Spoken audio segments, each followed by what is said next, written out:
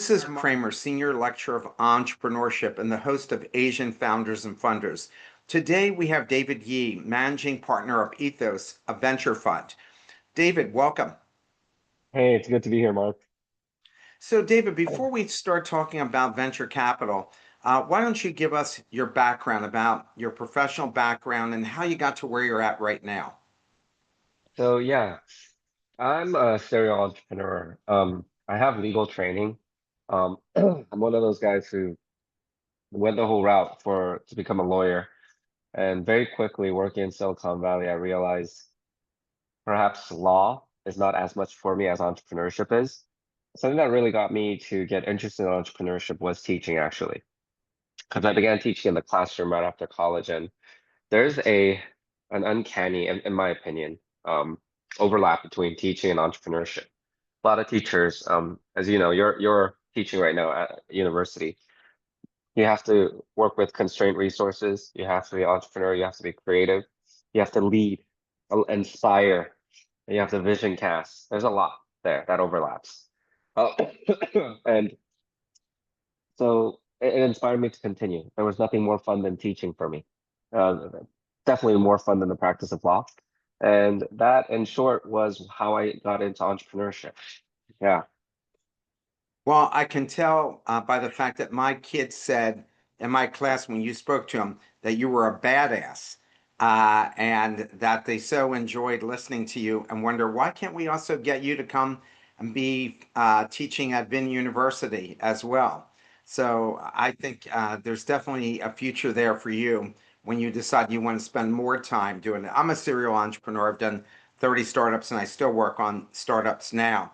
And you're right, the most fun part is actually teaching people about how they could go and launch a business and getting them excited about it for sure. For So sure, for sure. why did you get into venture capital? So I got in just as I turned 40 years old. You know, some people, when they have that midlife crisis, they go buy a Ferrari. I started a venture capital firm. Um, um, but I mean, in all seriousness, it began because, we all have choices we make and we have milestones we hit.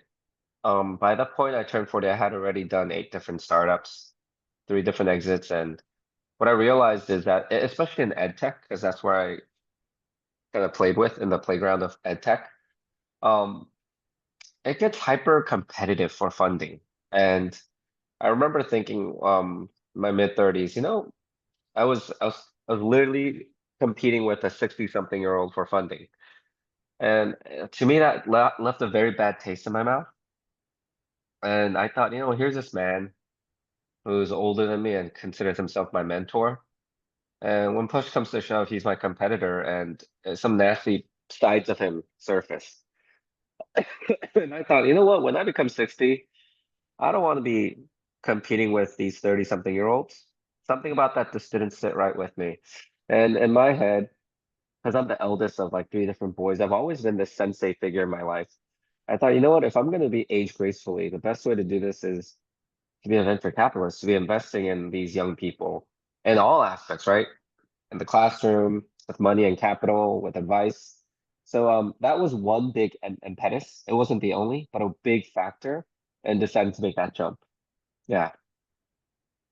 So when you're raising money for a venture fund, you're again like an entrepreneur. You have to go make a good case. You have to go differentiate yourself. So how did you sell yourself to raise capital from people? And you've got a great background. You had good exits.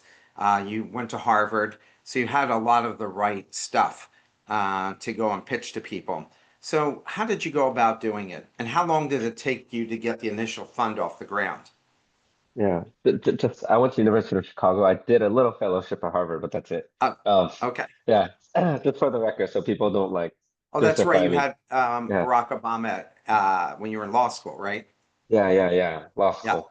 Exactly. Law school, business school. It was all good, but to answer your question about how I sold myself, um, what's crazy is there's a lot of overlap between being a founder of a company, building a product or service and selling, and as well as being a fund manager.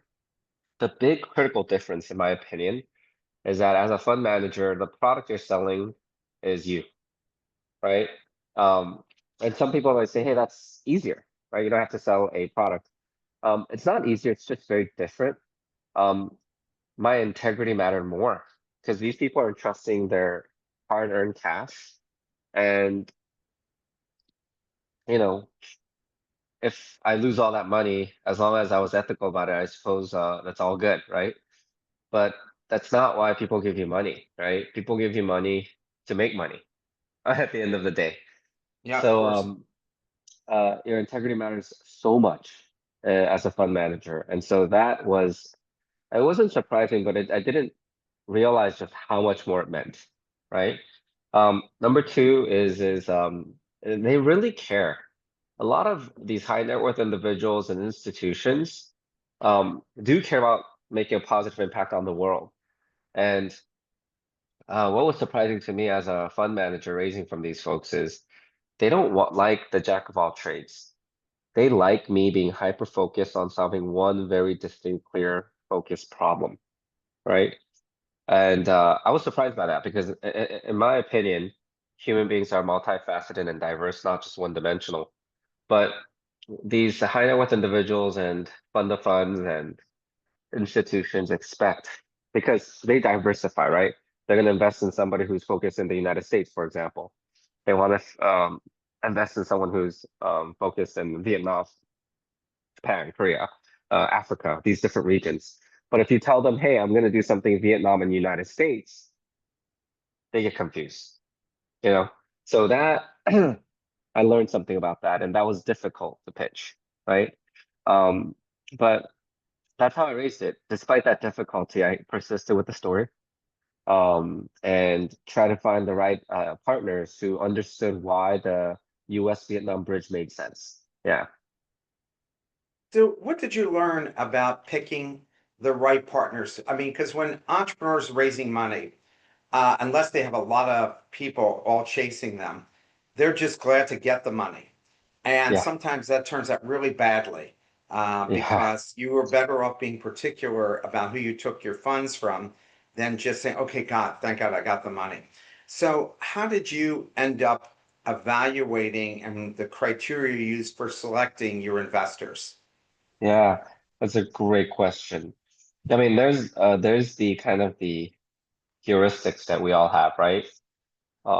We just kind of when you speak with them, how they treat the waitress or waiter, how they treat you, how they make you feel. All of these things are important for sure. But specifically, something that I've made an intentional choice to do was there are three things I've always done with all investors. One is I'd ask about their family, right? And it's so funny. Money doesn't change you, it just reveals who you are, right? It it doesn't corrupt. If you're corrupted as a person, as just your bad apple, money just reveals that about you. This is what I'm realizing about these really, really wealthy folks. Is so I would ask about their family, and one of the rubrics I had was if wow, the way they talk about their family or their wives or husbands, they're basically cheating on their spouses or significant others, or that told me that they can cheat on me, right? So there was that big aspect. I would ask about their family. I try to get to know them and their family and their fondness of their family, like how they treated the closest people in their lives, right? So that was a rubric. That was a conscious choice that my partner and I made in taking money. Second is, it was very important to us that the people we partnered with had a redemptive imagination. And what that means is, look, we're not just throwing money at, let's say, just because, let's say, a porn site can make money and it's innovative. We're not going to throw money there. Because I think, for example, porn, it's not bad in itself. It's just, it's not fixing a problem, you know, a hard problem that civilization needs. Porn won't thrive without my money. So we were looking for investors who shared that vision of the world, make the world a better place, fix a problem, and that we're fixing this problem between Vietnam and the United States, and they saw that instantly. That was the second thing, redemptive imagination. And last but not least, what was really important for us was we always eat meals with everybody. We would always eat. That's why I mentioned the whole waiter waitress thing. But when you eat with somebody, you can feel the chemistry when you're just focusing on your food, right? Nobody's talking. Yeah. Um, and there's a lot that is revealed during a meal. And so we did a meal test. That's what something we did all the time. Yeah. And you know what's funny is this is also important too. While we did the meal test is kind of like dating. Who reaches for the check? Sometimes that's important. Yeah. Sorry. So what I'm counted if if they reached for the check? You know, that's the funny thing. It's excuse me. It's it's this. Um, if I'm in Asia, right, there's a proper protocol. Let's say between Korea and Japan might be a little bit different, between Korea and Vietnam, Vietnam and China, and the US, there's different kind of meal purchase etiquettes. So let's say we're in the United States and we're eating, and it's clear to me, for example, I'll give you two cases. Let's say it's me and my partner and this one high net worth individual, right? And let's say we decided the restaurant and we had him drive all the way somewhere. Then it's up to us to Yep, buy, right? of course. Yeah. Yeah. But let's say it's just one of us. We drive 2 hours. We take a plane, right, to go see them. And literally we're going out of our way to see this person and really pitch. Then usually we expect them to buy, right? And it's Absolutely. just Yeah, they should right, host but you. yeah, they should, but some people are very tone deaf to that kind of stuff. Yeah. Well, because they feel And like you're selling them and they're the exactly. buyer, so they should be treated. And Yeah, hey, yeah. if you had to fly 2 hours in a plane to get to them, well, that's just part of the sales process. Yeah, yeah. And you know what? Which is fine, but it tells us a lot about how they would treat us when we treat our founders different from the way they treat us, right? So we buy all meals with our founders, you know. We feel that our founders need to be treated well. We sometimes call a founder randomly and say, "Hey, I'm going to be in town. Let's go out. I'll take you out to eat. How's your family doing?" And so, it's kind of a act of service of love that we kind of test our investors on. And look, it's not a make or break. I'll be like, because most people pass that test, but when someone does it, it's very glaring actually. And it's not just a one-time thing. We observe an inconsistency. And that's sort of when where's that aspect of their life they're inconsistent with, we realize that even when we're asking for like say a capital call, right? Um, 'Cause when these investors commit, what is it, $2 million, they don't give the full 2 million to you up front. We have to call it every quarter, right? Bits and pieces of it. How they treat that meal situation, their sensibilities to human interactions really affects when we ask them for that money, right? Because when we say, "Hey, we need this money, would you?" Some people are prompt, some people are communicative, others are just downright rude about it. They're just like, "Hey, I told you I'm busy. Why are you doing this?" It's because we signed the paperwork and you promised, but they make it very difficult, right? Because they feel like they're in a superior position. So if they demonstrate that during a meal, it's gonna bleed over to every other interaction. That's I that's agree why with we you. test it. Yeah. I see the same thing. If somebody is rude to the waitress, and Yes. then I know it's going to be a disaster, and got it. And then, hey, Yes. thanks, but I don't think a good fit. Yes. Yes. Exactly. Yeah. Yeah. That's it. Yeah. Those are the ways I measure my investors. Yeah. How do you leverage your investors to help your portfolio companies? So, you know, recently we've done something called SPV, special purpose vehicles for our companies. Yep, So let's say SPACs. yes, yes. And when one of our companies, let's say, are struggling, um, or thriving, it can go either way. People need money, right? And venture capital is so unique. Yes, venture capitalists do provide bridge funding. There are some venture capitalists that do that, but once we've invested in a company, we typically wait till the next round to double down. We don't necessarily, we're not a bank. Every time they ask us for money, we can't just shove it out just because we invested once. Um, but during those bridging moments, we could tell our investors, hey, our founder is needing a little extra cash. Here's all their background, here's their information, look at their progress. We believe in them. Would you like to invest? So that bridging happens, right? Another thing is whenever we had a founder from Singapore come to the United States, and he needed to just meet a lot of influential people in the e-commerce industry. And obviously we'd connect them or that founder to our partners as well, our investors, who are usually and you know, we have our investors are very eclectic in their background and also very, very connected. So it makes sense to connect them at that point too. So usually when it comes to network or more money, and it makes sense, it's not stepping on people's toes, we connect our founders to our investors. Yeah. And do you leverage them to open doors for your portfolio companies that could maybe help them get sales or recruit people? Yeah, definitely. I mean, that's the point of a partnership with a VC firm, right? Is you open doors into iBanks or distribution channels or you know government funding agencies. We help with all of that, and our partners help us. Our investors help us with that too. What's the difference between investors in the United States and investors in Asia? And is there a difference between how men and women look at investing? Yeah, yeah, that's a great question. Um, let's first begin with America and Asia, right? Um, the investing world in the United States is a lot more mature and sophisticated. It just is. It's been around for a long time. It has nothing to do with the IQ. That's whenever I say, hey, the US is better at something, people think I'm being unnecessarily patriotic. I'm not. I'm just being very I'm just stating a fact. The US has been at it for a longer time, right? For example, there's just way more financial products. SPACs, SPVs, vesting schedules, all of these things, safe notes were created in the United States and they still use it. You try to do a SPAC in Asia, it's like, wait, what? You try to do vesting rights, some countries don't have that.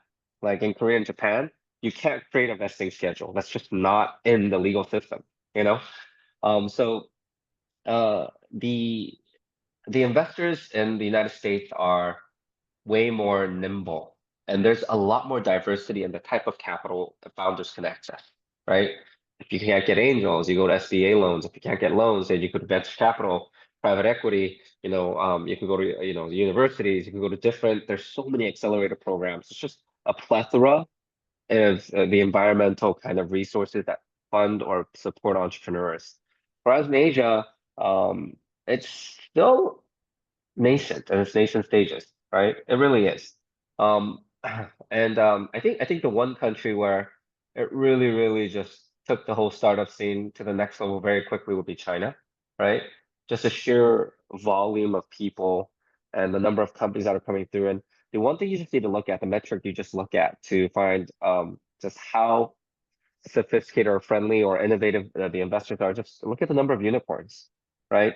The United States has the most, then it's China. And people are like, yeah, it's because of the number of people, it's the capital markets. I'm like, exactly. When the capital markets and that many people start finding companies, investors themselves get sophisticated a lot faster because you're dealing with a lot of instances, right? Outside of China and the US, I would argue it's really, really, it's still the investor scene is look, the investors are no less smart. It's just they're so in Vietnam, I feel like I'm restricted with golden handcuffs sometimes when I invest. Yeah. There's just some restrictions that I run into some walls, and even the seed and the valuations are very different compared to the United States for those reasons. Yeah. So when you are, how long, first of all, how long has your fund been around? So fund one. So we there's different funds, right? Our fund one has been around for 3 years now. We're going into our fourth year. Um, yeah, yes, that's it. And so I looked up while you were speaking, and the Kauffman Foundation's research shows that 51% of venture funds never return the capital to their investors. Yep. And we know the statistics of when you're looking at 2,000 deals, you invest in 10, and one out of those 10 as a home run. So it's one out of 2,000 in a sense that you're doing. How do you differentiate yourself when you're selling yourself to investors? and selling yourself to the entrepreneurs that you're looking to invest in, how do you differentiate yourself from all the other funds? First off, I do say I'm the VC who hates most VCs, Uh-huh. right? And when I say that, I know it's not all cheek and tongue. It is. I genuinely believe that venture capital itself, as a an asset class, can become more innovative. And how? Well, in Asia, I think, or anywhere, I believe in the concept of evergreen fund. You know, um, so. Look, when I sell myself to my investors, I tell them who I am. And usually there's just two verticals that I always talk to them about. I tell them about, my passion and strength, and being a bridge between, let's say, Vietnam and the United States, or Vietnam and Korea. Because um, you need all types of people to make deals happen, right? You need the local lions. You need the cultural chameleons, right? And you need passionate pilgrim like me. And I think we're passionate pilgrims. I mean, Vietnam is not my country per se. I'm not a citizen of Vietnam, but I'm a pilgrim here, and I'm passionate about this country. But let's say in the United States, I am a local lion in certain places there, right? And I can build these bridges. So I sell that a lot to both founders and to my investors. Um, the second vertical that I do talk a lot about is, I told you, the redemptive imagination angle. The Yep. whole part of, I sacrifice so we all win, you know? Um, and if they jive with those visions, then they love it. And kind of put that together, by the way, the bridging Asia and United States and the whole redemptive imagination. What do you get? You get what we call, what we are, which is we're essentially an immigration fund.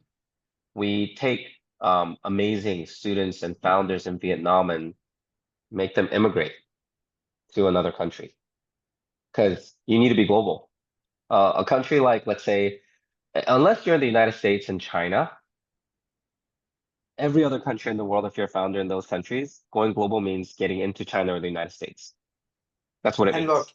Israel and Singapore have an enormous number of unicorn companies, Yep, 34 for Singapore and 150 for Israel, because they're forced to sell outside of their own country because their markets are so small.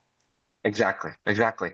And this is not nationalism. This is not like, hey, like Sino-centric or US-centric. The reality is that China and the United States control so much capital, the sheer volume of people and the money and resources there, right? That going global outside of Vietnam, let's say, you could use Singapore or Japan, Taiwan, Korea, like these outskirts, Hong Kong as a stepping stone.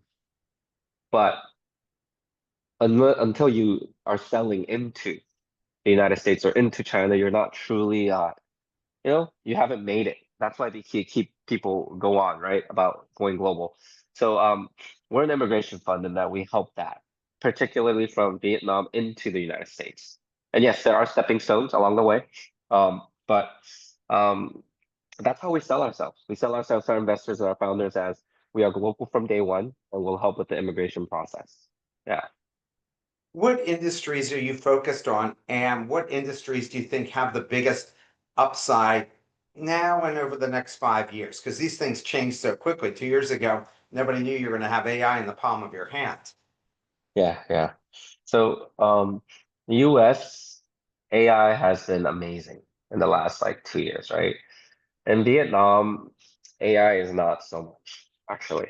Um, we've invested in a couple AI companies here, but again, they're few and rare, right? Whereas the United States, everything's AI. In Vietnam, if it's AI, it's more you're using it as a kind of tool as an end user. You're not really Yeah. innovating in AI. Um, but to answer your question specifically, you mean Vietnam, right? Well, I think folks are looking globally Okay. for all the Yeah. opportunities. And even for my students, they're looking beyond the country because I'm pushing them to look beyond the national market. Yeah. Okay. Beyond the national. So here, I'm gonna answer that with this. It's so funny. Sorry, I'm suffering from a little bit of a cold. Um, AI is definitely hot. There are people who are playing with crypto all the time. This is all technology. At the end of the day, what excites me is when founders are in tune with their gifts and their talents. and understand how to connect that with a problem out there, right? And solve it using, like, amplifying their gifts by, putting effort into it. And because they're talented at it, let's say you multiply with love, right, and passion, and you direct that to some problem out there the world is suffering from and solve it. Those tend to be really, really good businesses because oftentimes people think of business, I don't know. I don't know if a lot of people think about it this way, but I've started to run into founders who think of it as some sort of a formula, right? They're like, oh, there's AI.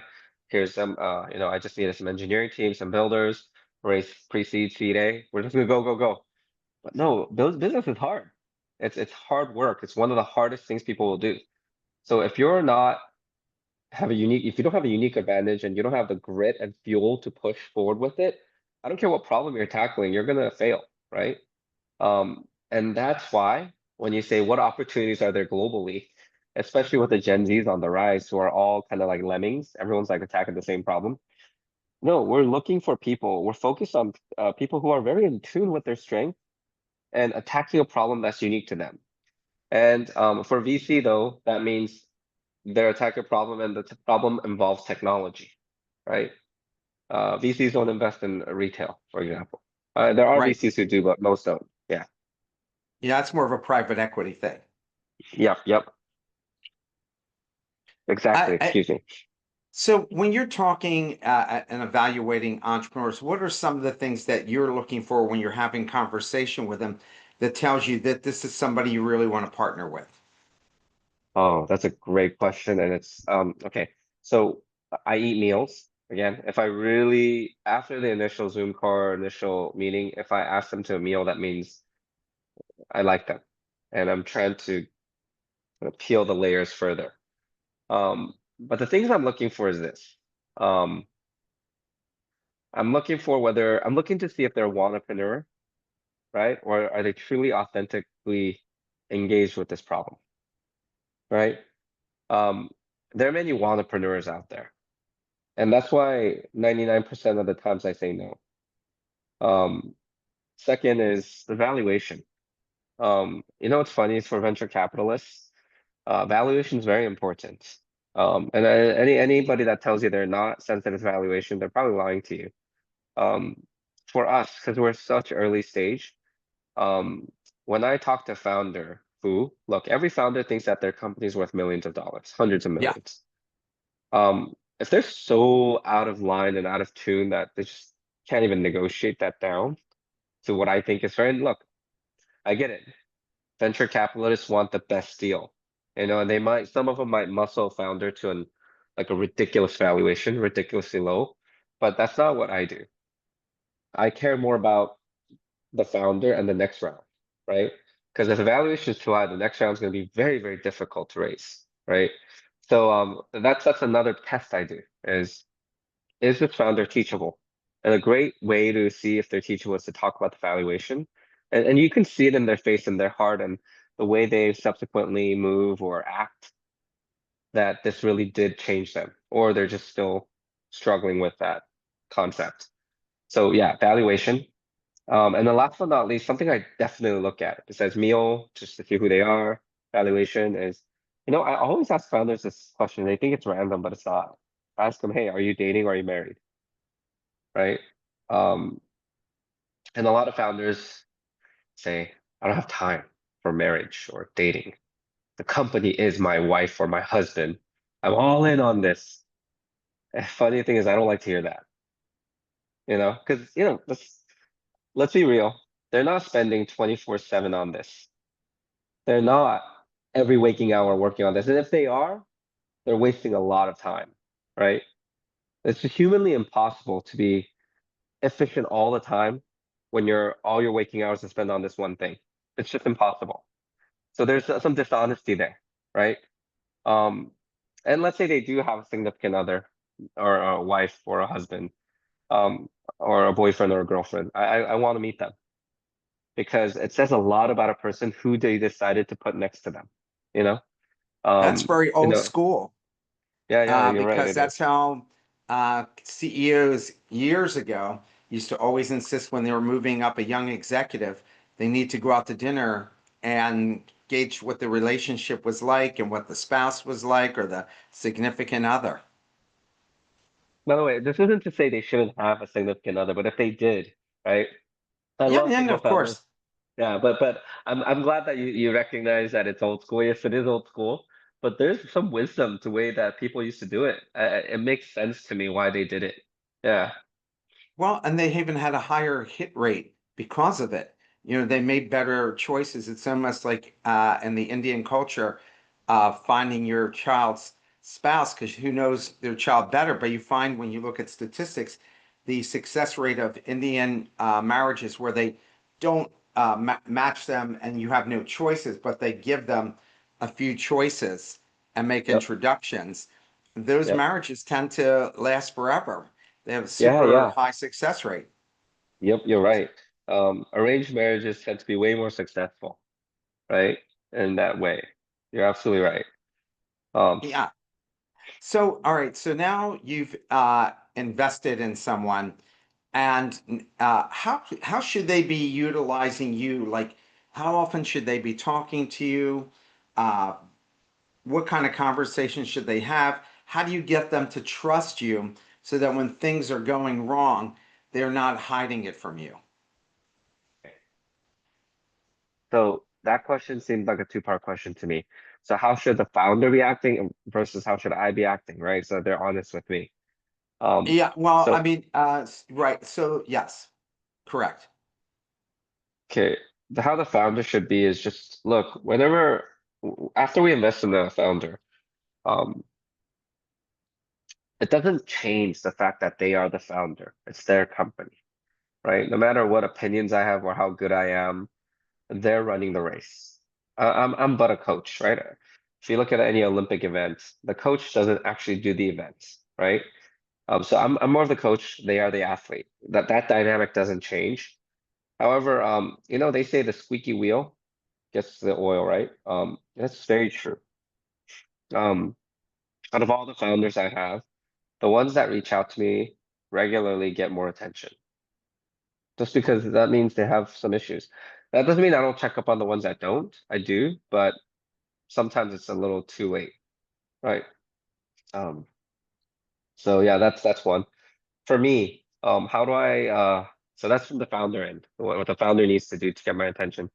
What I do to communicate benefits and what they can do and how I engage them is um again, whenever I'm in their city or town, I take them out to a meal, right? Aside from that, whenever they need I'm so active on social media. They have a new product rollout. If they need me to plug it in or push it anywhere, I do. They love that, you know. Um, so those are the ways that I hold their attention in some ways is um, they know I'm active in certain communities and then they would reach out to me for that.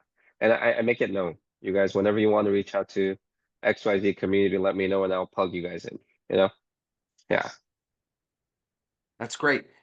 So when they are looking to recruit people, do you get involved in the recruiting process of helping them find other executives?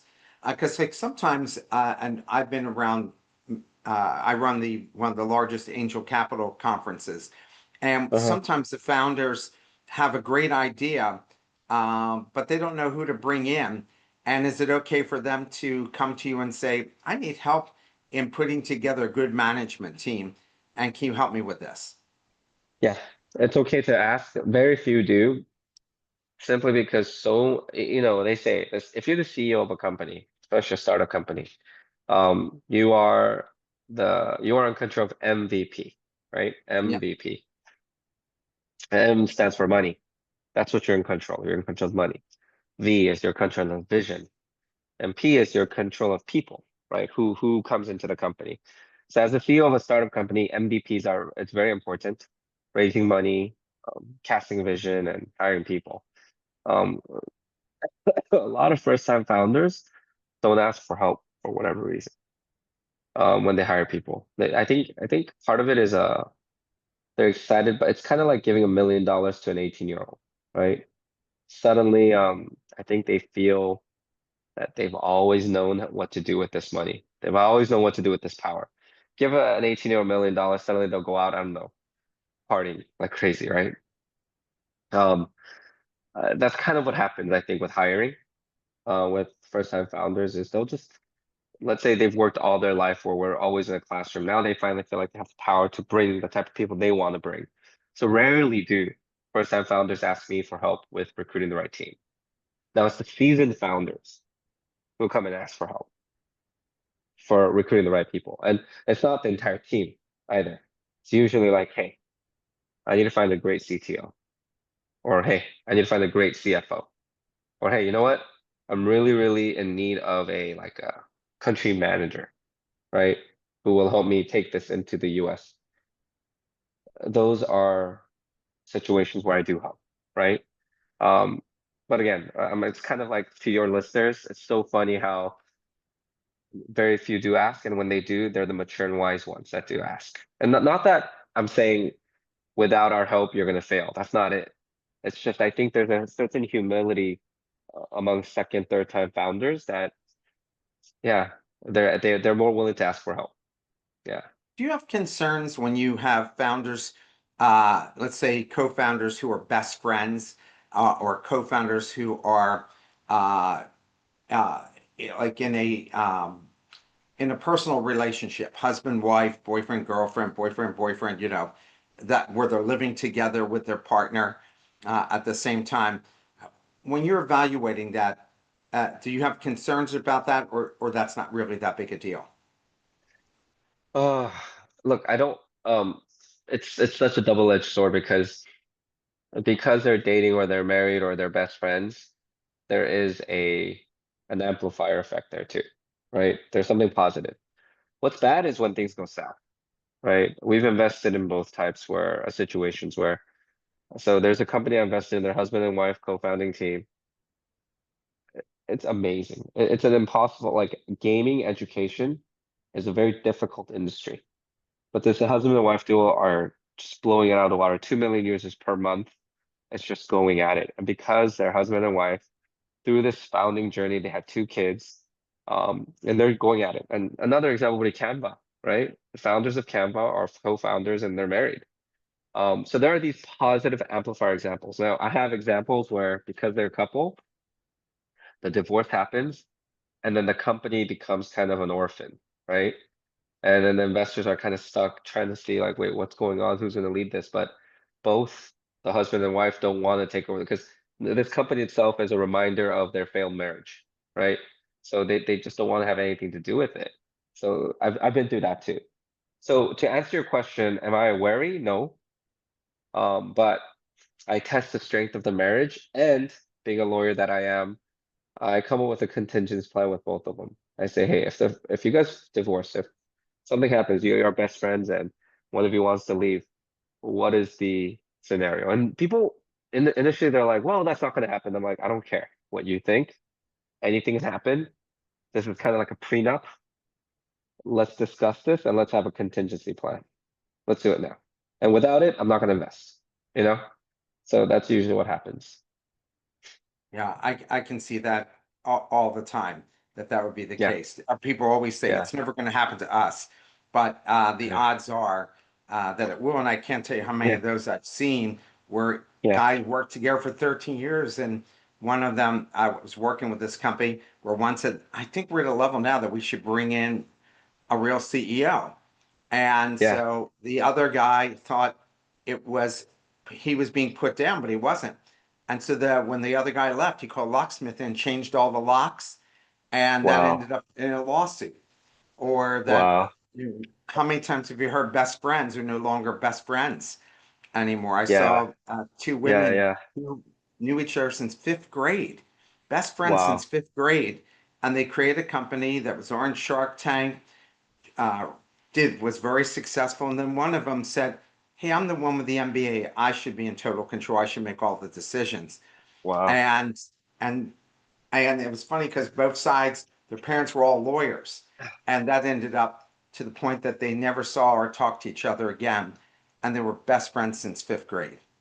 oh wow. You know, that's business is tough.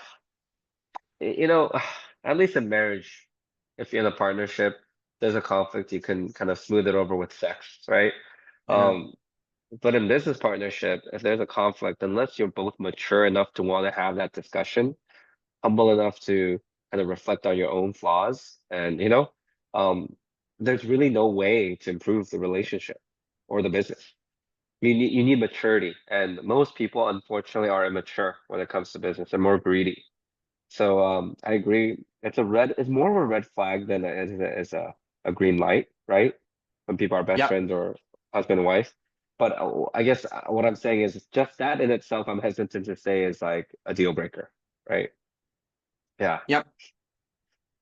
So when someone's making a pitch to you, are there things that they absolutely should have in the pitch, and then sometimes for some reason they don't have it in the pitch, and that concerns you? It, what should be in that pitch that they should make to you when they're presenting their idea? You know, honestly, the pitch deck doesn't need to be very long. Um, it could be super short. I mean, it could be long too, but um, all I want to know, frankly, whenever I look at a quick pitch deck, because any questions I have, any further digging I need to do, I'm gonna want to talk to them, right? The pitch deck will never replace the human interaction. Of So five course. things I look for. I want to know who the team is. I really, really do, right? And most people just put in like their face and like their positions, but or their schools they went to. But if there was even a LinkedIn profile, like click or like a link or just a little more detail would be nice, right? So the team. Second is, can they articulate the problem, right? So funny. Most pitch decks don't even tell me. They just say we're an AI commerce. Like, okay, so who is your customer? Like, what's the pain point? I want to know. And sometimes they just need to just spell it out for me because it's a waste of time for me to try to figure it out, right? Third is definitely their business, kind of business model or go-to-market strategy or something, right? Like, how are you making money, right?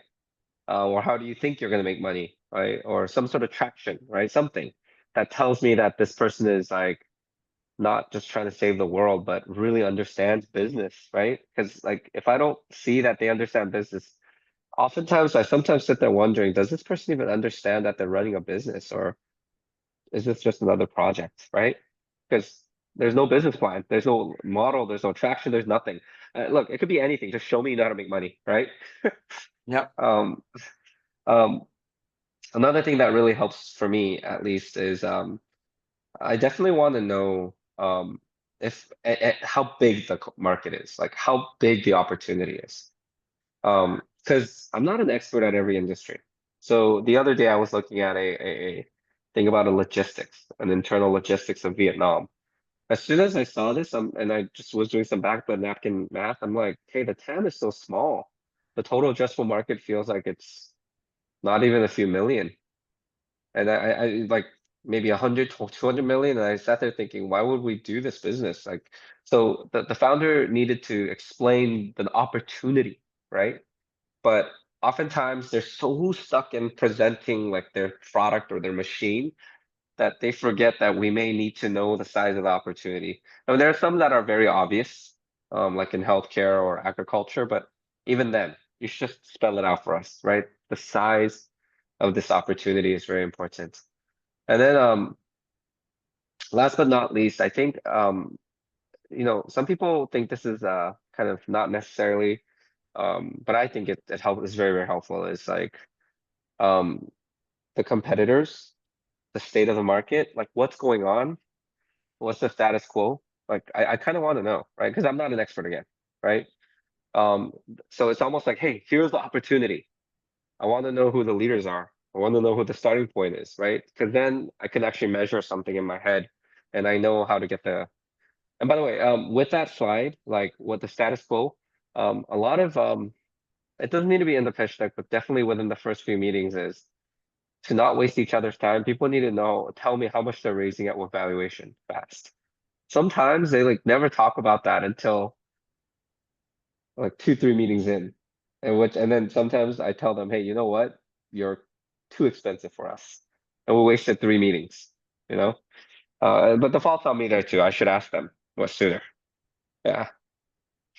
Yeah, I think you have to find out if they're going to even be reasonable people about what that valuation looks like. And I've had lots of valuation people come and speak at educational events. They said it's very hard in a startup to go and put a valuation, but they'll take a look at how other companies got funded and what that might be, and so they can be in some ballpark. But at the end of the day, it does them no good if they aren't able to get the money to get it off the ground because so many of them were worried about, I need to own 51% of the company.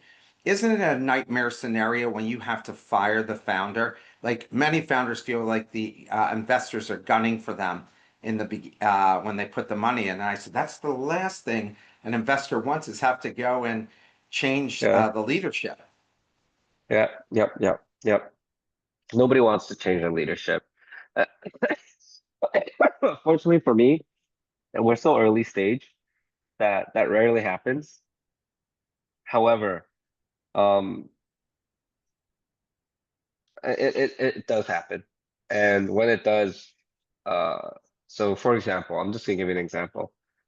There is a company, we invested eventually in this company where we didn't like the co-founder. There are two founders. One of the co-founders we didn't like. And what do you mean? What do I mean by we didn't like? Well, let me just share with you two things that happened during the initial meetings. Um, we arranged a second meeting because we're very interested in this company. The co-founder comes not only late to the meeting, but throughout the entire meeting, he's yawning and literally just being rude. Just not doesn't care. Um, maybe and he was young. They're Gen Zs, and maybe he was trying to show that he's too cool for school and he's not nervous. But all it showed us was that this guy, we can't put him in front of clients or and other investors. He's very unprofessional. Second, whenever we gave feedback, where the co-founder that we let go was always defensive and arguing and fighting everything we say, whereas the other guys just took it in, thought about it, digested, wasn't always agreeing with everything we said, but at the very least, if he was going to disagree, he's thought about it, right? It wasn't a reaction. He didn't take it as an attack. Um, so all of these reasons, we essentially told the guy we liked, you both need to split ways. Unless you do it, we're not going to invest. And we'll help you kick him out. And we did. We helped him, right? Um, so yeah, And was that that business a happens. success? It's Was it very success? successful right now. Very successful. A16Z, Andreessen Horowitz has invested, follow-on invested, and that company is kicking butt. Yeah. Congratulations. No, thank you. Thank you. Yeah. So, finally, is there any books that are books, podcasts, anything you recommend that entrepreneurs to get up to speed to Yeah. educate themselves more you would recommend for them? You know, this morning I was thinking about this. I'm like, hey, is there a top 10 list of books that I would recommend? You know, it's funny. People might disagree, but I really, really think every founder should read the book Zero to One, right? It's I by read Peter that, yeah. Thiel. Yeah. And people could disagree with Peter Thiel's politics. That book is not a political book. That book is very, very practical. Um, and it's old. It's considered old now, but the lessons in there are timeless. My God, I reread that book at least once every 2 years. I just need a reminder, right? And every time I read, I'm thinking, oh yeah, that's right. Just a chapter in that book, I think it's chapter 8. It talks about how a lot of us technology focused folks think salespeople are slimy and not genuine and useless. And then Peter Thiel's like, well, if it's useless, why does corporate America spend so millions of dollars on these salespeople, right? We hate to admit it, but salespeople are effective. They do sell. And without salespeople, you won't get the revenue you need. And I think a lot of us, and especially in this technology age, we forget that. We just think that if we have a cool app, somehow it's going to sell itself.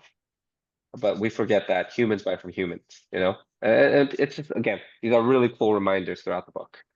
Yeah. I have to tell you, one of my favorite books is Dale Carnegie's book, How to Win Friends Oh, and Influence People. And I have to classic. say, it's timeless. Everything he Yes. writes in that book, 100 years ago, is still true today. Yes, And I think there are it's books amazing, that are Mark. written like from founders like Peter Thiel that the technology changes, but the psychology of people and how things work doesn't really change. Yep, yep, yep, yep. I agree. I agree. And What? so yeah, Peter Thiel, podcast wise, the Diary of a CEO is pretty good. I really like that. It's not necessarily founder focused, but it really does teach a lot. Yeah. So I'd like to ask you one last comment here on on two different things. What advice do you have to entrepreneurs in 2025 that you'd like to give them? And also, what advice do you have to somebody who wants to become a venture capitalist? Um, okay. For entrepreneurs in 2025, my advice for you is this. Um, you probably don't need venture capital money. With the dawn of AI, so many data testing products and you can vibe code so many things that you can probably get to MVP or even product market fit without having like 100% engineering team. So you don't need the same amount of money that people did in the 90s or 2000s. You don't. And what that means is that it's better for you, right? Um, because you're not getting diluted by these folks. So anytime I think if you're starting a company in 2025 and you think, hey, you know what? Your first thing is, hey, I have a great idea. Okay, you're going to raise money to make this happen. You're probably 99% of the time wrong. If you have a great idea, you thought a problem, you probably just need to think a little bit, really, really think about how to implement it, talk to people around you, and you can probably get it from 0 to 1 and launch a lot quicker than going to pitch to a bunch of VCs with these ideas and getting your ego crushed. That's not healthy, right? So that's what I would like to tell founders in 2025. 99% of you don't need VC money, not right now. You just go start, okay? And AI enables you to do it faster. For those of you who want to start a venture capital firm, do it now, do it fast. There's no need for you to wait. Um, for those of you who are not sure, because there's a lot of imposter syndrome out there. People think that, hey, I can't be a venture capitalist until I successfully built my own company and exited it first. Well, maybe. Um, Most venture capitalists out there have never been entrepreneurs. They were iBankers or consultants, and then they became venture capitalists. So, look, there is no career trajectory or path to venture capital. If that's what you want to do, it's better to start early than later. It really is. Um, for those of you who want to do venture capital but don't know how to get people to invest in you right away, you should start by running investment syndicates, right? So what I mean by that is you're not getting people to just blindly commit $1 million to your fund.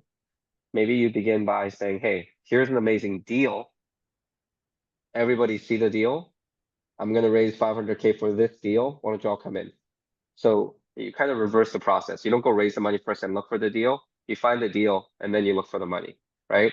And if you grow your reputation as, wow, the kid or the guy or the gal who can get great deals to the table, um, do that 2, 3 times, then you can go back to these people who bet on these folks and love the results to blindly commit money to you, right? It's called a blind fund at that point, right? When they commit money before they even see the deals. So Yeah. that's kind of like a kind of a baby step towards the goal. Yeah. Well, thank you so much for taking the time to speak with me today. And I know the aspiring entrepreneurs that I deal with will really enjoy this conversation. Yeah, no, thank you for the opportunity. I really love your work. I love that you're like one of the few practical professors out there. Um, you bring both industry. Remember what I said? The cult of billionaires and the cult of PhDs. Yeah. Very few people are in between those two, and you are. You're the rare few. And I think that's what makes your classes fun and powerful. So thank you for having me. Yeah. Thank you so much for saying that. Well, you have a great day, and we hope to speak to you again. Yep, yep. Let's make it happen.